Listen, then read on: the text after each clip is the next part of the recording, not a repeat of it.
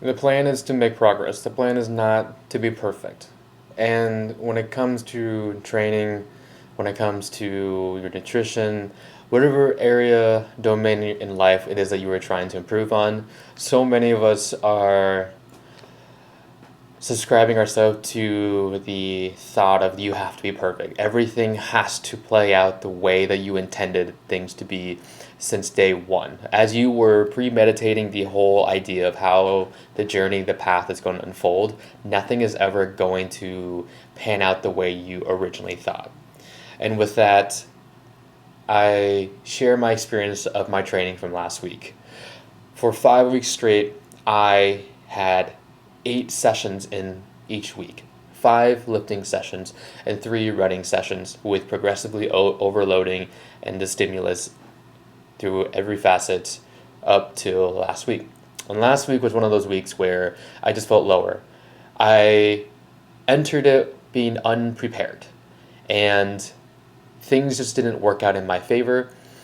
And I only ran once, lifted twice, and if you were to look at it, it would be very easy for someone to look at it and be like, that was a failure of a week. And I don't see it that way. I see it as this was a normal week, and I'm a normal human, and I do fall short.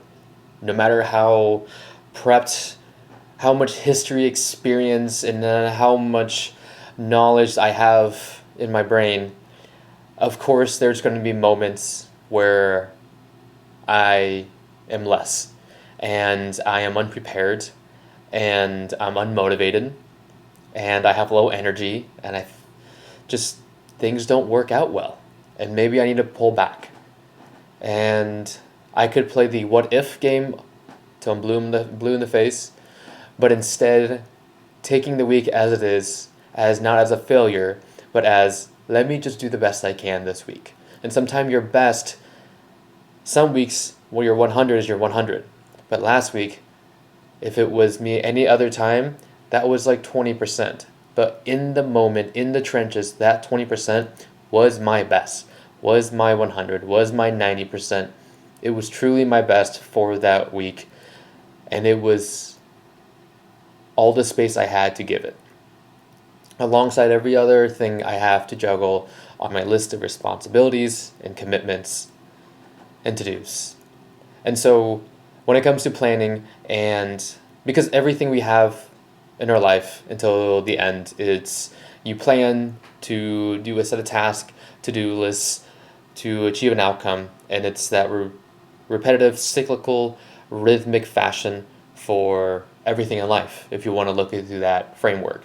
It's just you have a plan for something and you do it. It could be something as minor as this is my plan to just wake up and do my morning routine, to walk the kitchen, to I plan on doing X, so I will do X and then I do Y. Or it could be more on a larger scale of this is how I want to plan out my day. I am going to forecast and backwards plan my day, my week, my month, my quarter, etc. And so with that, that's just how things shook out last week.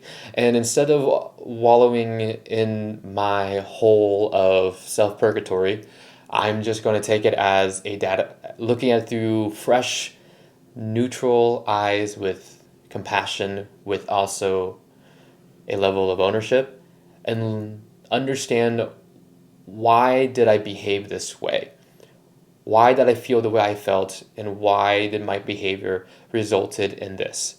And then taking that and looking at the data points and examining and reading between the lines, looking at it as a big picture and see what happened. Okay? And then see how can I mitigate this so it doesn't repeat again, so it doesn't happen again, or happens as less frequent in intervals as much as I can.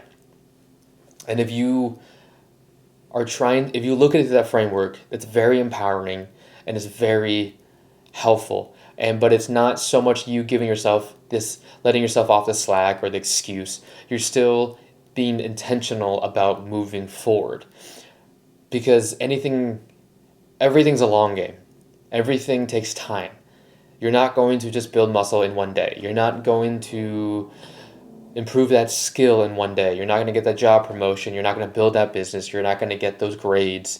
You're not going to build that life for yourself in one day. Everything's a marathon. And so with that, we understand that there has to be a level of compassion along this journey to where we can meet ourselves and be able to have grace for ourselves with compassion, because we cannot just be judgmental and harsh or even insult ourselves, because then that just pushes us down. And very, very few people can thrive and flourish through that aggressive, negative feedback loop of a mindset.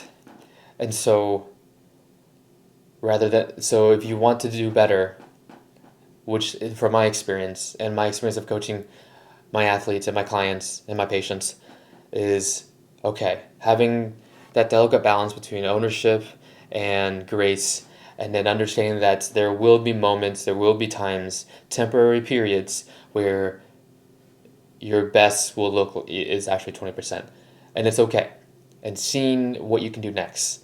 A lot of this really comes back to your behavior, understanding your behaviors, what's the root cause of it, and how can you change whatever environment, whatever place, whatever constraint you must to prevent it, mitigate it as much as you can.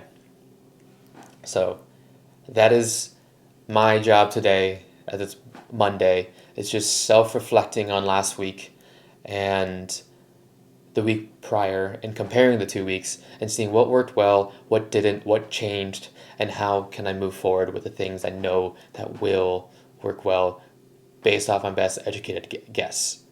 So if you feel like you have that very black and white dichotomous framework of your goals, I would encourage and challenge you to look at it through fresh eyes and more of a holistic view as such. All right, guys, I will see you tomorrow, and thank you again for listening, watching whatever platform you were on. If you can, please leave a rating on whatever platform, whether it be Spotify, Apple Podcast. It just takes a few seconds. If you believe I've earned it, it really does help the channel grow, and smash that subscribe button as well. Thank you.